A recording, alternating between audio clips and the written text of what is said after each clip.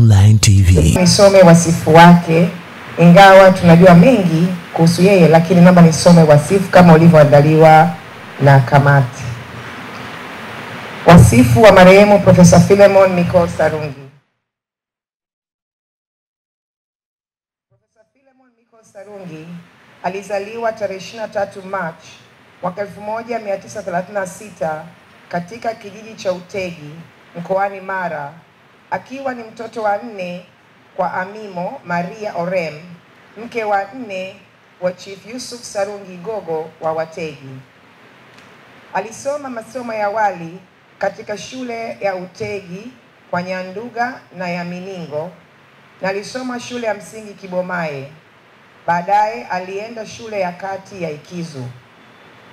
Kwa masomo yake ya sekondari aliendelea na masomo katika shule ya sekondari Bugema Missionary College nje kidogo ya mji wa Kampala, Uganda.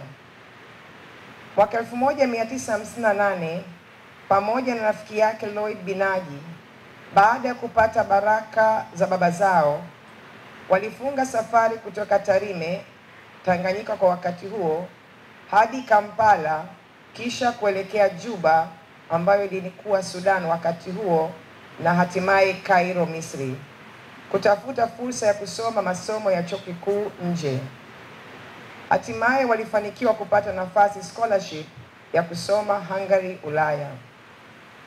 Mwaka 1960 hadi 61 alijiunga na chuo kikuu cha tiba cha Semmelweis jijini Budapest nchini Hungary, na kisha mwaka 1962 hadi 66 alisoma chuo kikuu cha Szeged huko Hungary, ambako alitunukiwa shahada ya MD kwa daraja la cum laude. Marehemu alihitimu na kuwa daktari bingwa wa masuala ya upasuaji jumla, general surgery, baada ya kukamilisha elimu hiyo mwaka 1966 hadi 1970 katika chuo kikuu cha tiba Szeged, Hungary. Mwaka 1969 Rais Julius Kambarage Nyerere alifanya ziara nchini Hungary, na alipokutana na Watanzania alimhimiza Profesa Philemon Sarungi kurudi nyumbani na kulijenga taifa lake, na yeye alitii na kurudi nchini. Hata hivyo, aliendelea na mafunzo ya kitaaluma mwaka 1972 hadi 73, ambapo alijipatia elimu ya ubingwa katika upasuaji mifupa na majeruhi wa ajali, orthopedic surgery specialization, katika chuo kikuu cha Lawrence Boller Hospital jijini Vienna, Austria, na kuwa Mtanzania wa kwanza katika fani hii.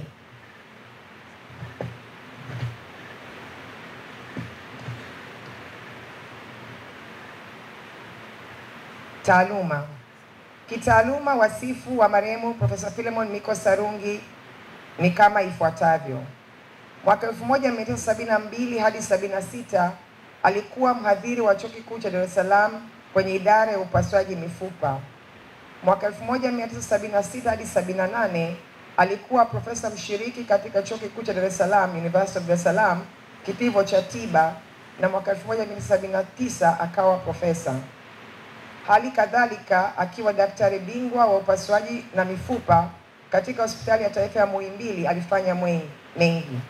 Mwaka 1972 hadi 1985 alianzisha taasisi ya mifupa Muhimbili ambayo sasa ni Muhimbili Orthopedic Institute, na tunaliwazwa kuona kwamba limekuwa jeshi kubwa ambalo kwa leo lilimpa heshima ya pekee kwa kumsindikiza hapa ndani.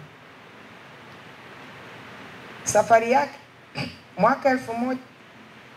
kama daktari bingwa ilikuwa ni pamoja na mafunzo ya ziada mwaka 1975 jijini Shanghai, China, kwa ajili ya ubingwa wa upasuaji kuunganisha viungo vya mwili vilivyotenganishwa kukatika kutokana na majeruhi ya ajali. Hii imempelekea kuwa na ujuzi na taalamu ya pekee aliyotumia kikamilifu kuokoa maisha na kuunga viungo vya wagonjwa wengi nchini katika kazi yake. Mwaka 1976 hadi 1984 alikuwa mkuu wa idara ya upasuaji mifupa na majeruhi wa ajali. Mwaka 1984 marehemu Profesa Sarungi aliteuliwa na Rais Nyerere kuwa mkurugenzi mkuu na katibu wa baraza la wadhamini wa shirika la afya Muhimbili. Alitumikia nafasi hiyo hadi mwaka 1990. Kutokana na utaalamu wake mkubwa kama bingwa wa upasuaji na mifupa, marehemu Sarungi alikuwa mtahiniwa kutoka nje, yani external examiner, kwenye mitihani ya madaktari bingwa wa upasuaji katika hospitali ya Kenyatta nchini Kenya, chuo kikuu cha Nairobi na pia chuo kikuu cha Nairobi kuanzia mwaka 1980 hadi 1990. Pia alialikwa katika vyuo na taasisi za tiba ulimwenguni kushiriki katika mikutano na kubadilishana utaalamu kama vile Marekani, Canada, Ujerumani, Finland, Uswisi, Singapore, Nigeria, Kenya na Uganda. Safari yake katika uongozi wa kitaifa na siasa.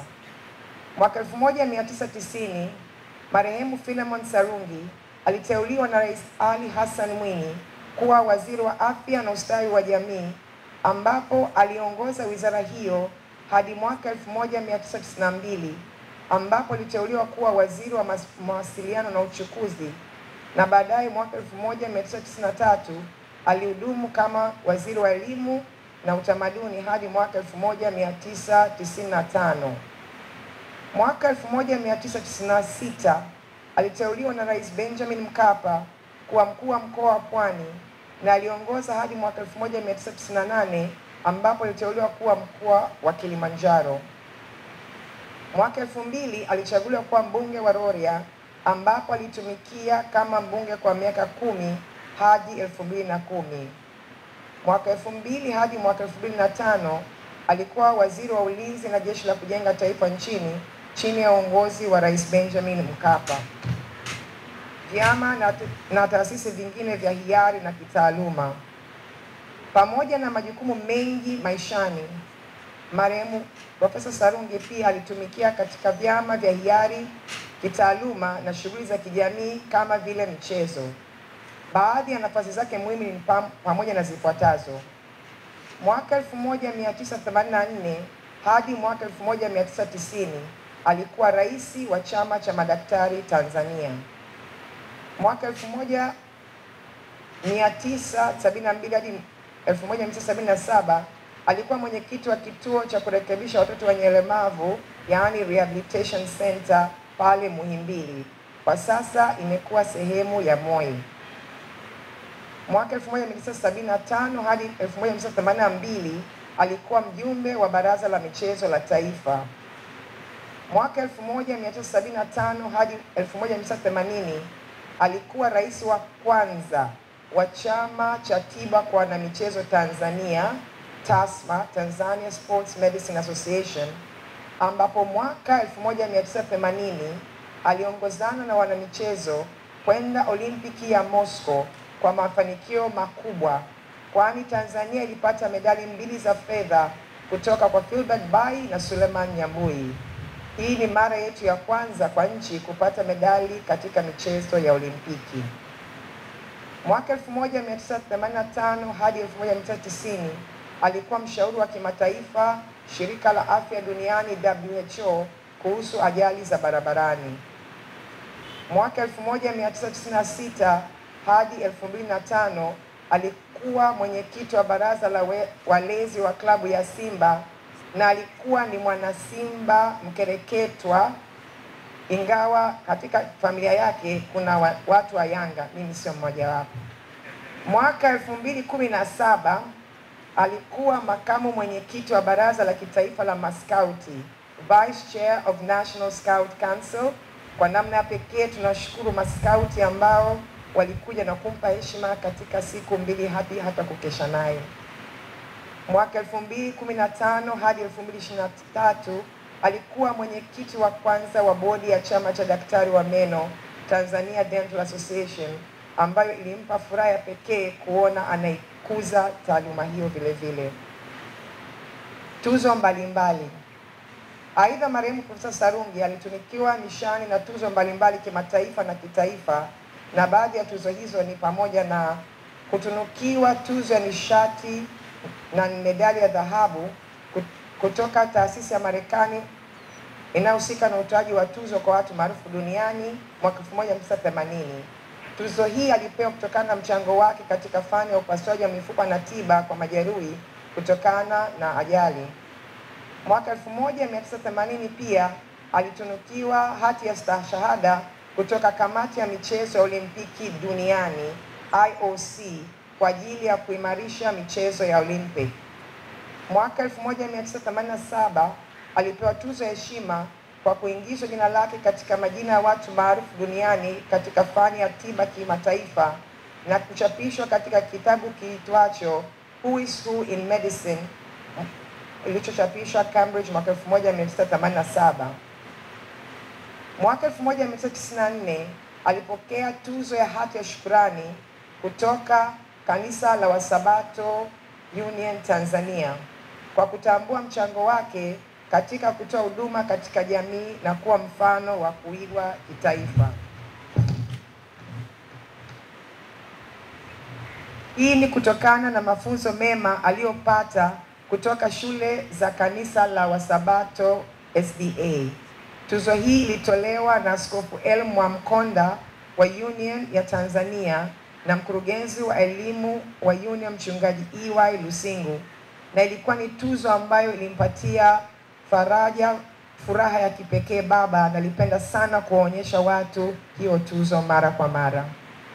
Mwaka 1995 alitunukiwa tuzo ya kimataifa kutoka chama cha upasuaji chenye makao makuu Swiss, International Association for the Study of Internal Fixation of Bone. Mwaka 1995 alipewa tuzo ya hati ya shukrani kutoka chama cha walimu barani Afrika. Hii ni kutokana na yeye mwenyewe kuhusika kuanzishwa kwa chama cha walimu Tanzania CWT. Mimi kama mwalimu, I'm very happy and proud that my father was one of the people who helped find this professional body. Mwaka 2014 alitunukiwa tuzo ya heshima kutoka kwa chama cha madaktari bingwa wa upasuaji, Honorary Fellowship Award in recognition of outstanding contribution to surgical practice and teaching in Tanzania. Mwaka 2019 alipokea tuzo ya heshima ya kudumu kutoka shirika la taaluma na magonjwa ya mifupa duniani, na mwaka 2021 alitunukiwa tuzo ya heshima Lifetime Achievement Award kutoka klabu ya Simba kutokana na mchango wake mkubwa katika klabu hiyo. Nadhani wote tunaona kwamba alikuwa ni mtu ambaye alifanya vitu vingi, and he did them with great dedication but also enjoyment. Alivua cheo kutumikia watu. Naomba niseme vitu viwili tu hapa, ingawa nadhani kuna vitu vingi. Marehemu Profesa Sarungi mara kadhaa alikuwa akiweka waziri, ukuu wa mkoa au cheo chake pembeni na kufanya operesheni ya majeruhi. Kwa mfano, Machi 1992 alimfanyia operesheni kijana wa miaka 10 aliyeshambuliwa na mamba Rufiji hadi utumbo kutoka nje. Kijana huyo hadi leo yuko hai, na kwa utani baba alimwambia kwamba kwa kuwa nimekuokoa utaitwa Sarungi, lakini kwa sababu yeye alikuwa mdogo alichukulia serious, na mpaka leo yule kijana jina lake la katikati ni Sarungi. Hali kadhalika mwaka 2002 marehemu Sarungi aliwashangaza wengi alipovua vyeo vyake ikiwemo ubunge na waziri wa ulinzi ili kuokoa watu waliojeruhiwa vibaya katika ajali ya treni eneo la Igandu Dodoma iliyoua watu zaidi ya 200. Mwisho wa safari yake. Profesa Philemon Nicholas Sarungi alifariki Jumatano Machi 5, 2025 nyumbani mwake mtaa wa Msasani kutokana na mshtuko wa moyo akiwa na umri wa miaka 89.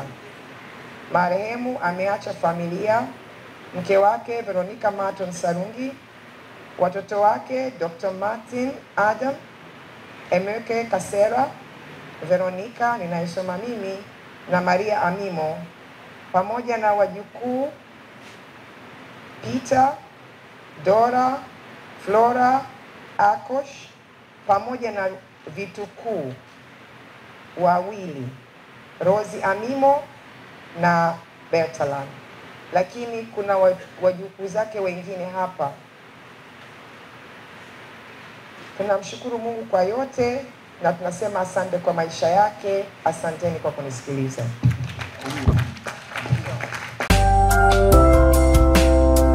KM Online TV.